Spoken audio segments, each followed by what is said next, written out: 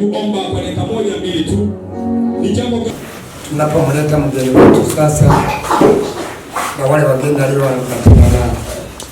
Nilipofika hapa mwaka 2011 nilimkuta Ayubu ndo mwenyekiti wa kijiji hiki, na ndiye kumsaidia kumjua mzee Hassan mwenye mtoto yule ili nipate mahali na hajakanyaga hapa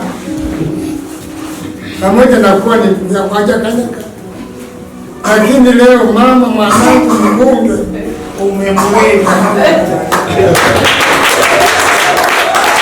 Baba yangu na waumini, yale maswali mchungaji ulikuwa na yahoji, sijui niliotaje leo.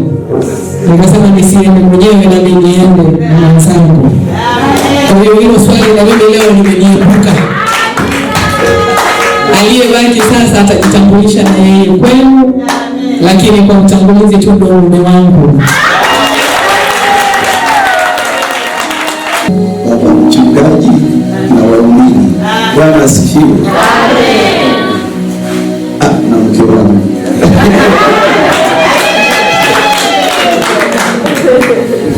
Baba mchungaji na waumini, kama alivyosema mke wangu, imempendeza Mungu leo kuja mahali hapa, kwa sababu si kwa uwezo wetu kama mtoa mahubiri alivyosema, ni uwezo wa Mwenyezi Mungu, na imempendeza Mungu leo kuwa sisi hapa pamoja na viongozi wetu.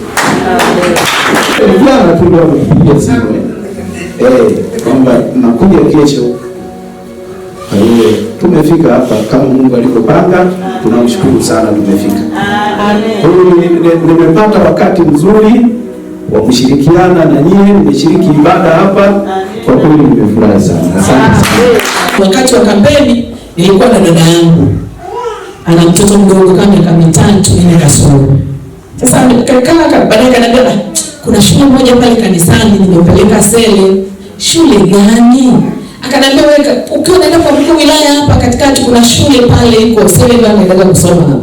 Kaambia ndio naenda kusoma hapo. Kwa nikawa napita wakati wa kampeni zangu na nini, nikawa nachungulia nasema kumbe ni shule hii. Nikaja niambia kumbe ni shule hii, ndio chanzo cha kujua shule hii. Lakini nikushukuru sana baba mchungaji, kwa sababu viongozi tulikuwa wengi na watu walikuwa ni wengi sana, hata ambao sio viongozi.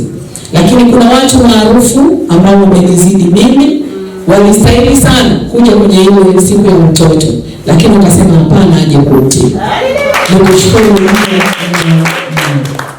Na mimi nilikuja kushiriki na watoto wetu, tulifurahi, lakini niliweza kujifunza namna ambavyo wenzetu mnavyokwenda kuikuza, mnakuza imani kwanza kwa watoto wetu wadogo, lakini mnakwenda kukuza na maarifa ambayo tumeambiwa na muumini wetu leo hapa.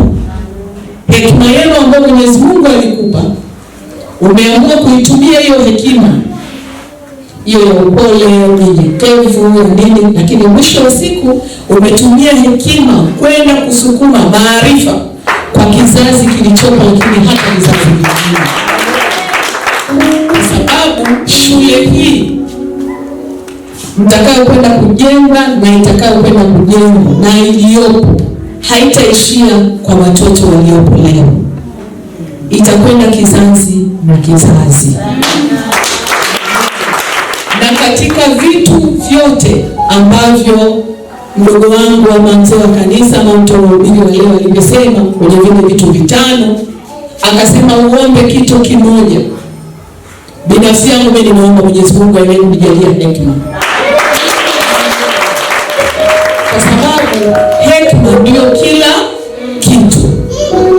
Lakini hekima hiyo sasa ndio kuna vile vipengele huko. Huwezi ukawa mkamilifu kwa sababu ni binadamu. Yale ambayo tunaweza kuishiana madhaifu yetu kama binadamu, basi ni waombe na niwasihi kila mmoja wetu kwa namna moja ama nyingine aende aitumie hekima na vile vionjo vyake vingine kuhakikisha tunaishiana mapungufu yetu, tukiwa tunaongoza na hekima ambayo imetoka kwa nani?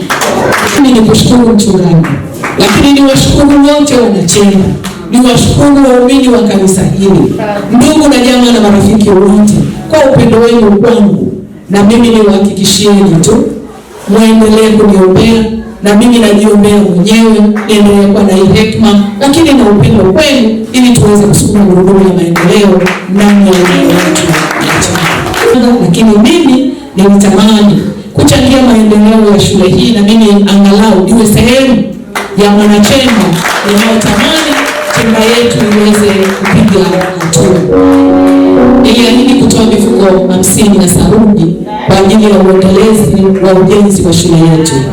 Kwa nikasema siku ya leo, pamoja na kuja kufikisha mchango wangu, lakini basi ipendeze nanyi nipite nisalimiane na waumini na wananchi wenzangu, lakini pili nipate ibada ya siku ya leo isiishie tu siku ya Ijumaa, nipate na leo Jumapili ili niweze kubarikiwa zaidi na zaidi na zaidi.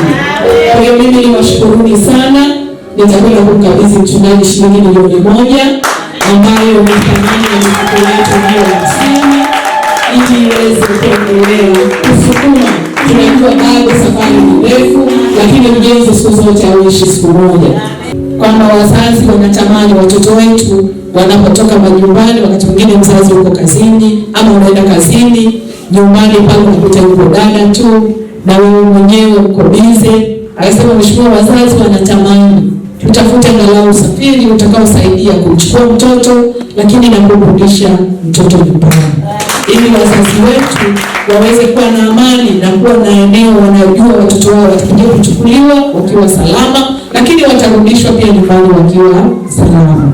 Hilo nilimwambia mchungaji mimi nilipokee, tuendelee kusukuma tuone namna gani tunahangaika kutafuta mtu atakayeweza aidha kutusaidia ile gari, ili na sisi hapa sasa tuweze kuwasaidia watoto wetu, sababu watu wengine kutoka ng'ambo kumbusha tu barabara pia ni changamoto. Kwa hiyo tukifanikiwa kupata, mjiandae sasa wazazi kwenye kwenda kuichangia, kwa sababu tutatakiwa kudereva, tutatakiwa kutengeneza gari, tutatakiwa kuweka mafuta.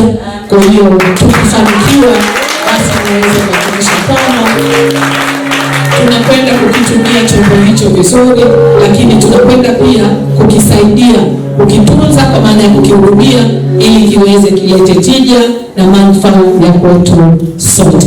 Hii hapa milioni sawa na mkabidhi baba mchungaji.